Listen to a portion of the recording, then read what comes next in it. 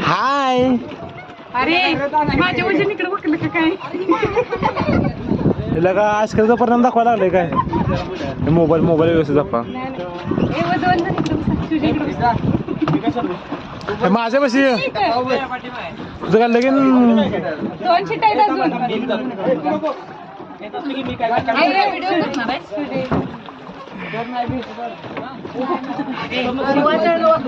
हा शिवल्या तू तिकडच्या बाजूला बस. तिकडे बस. बरोबर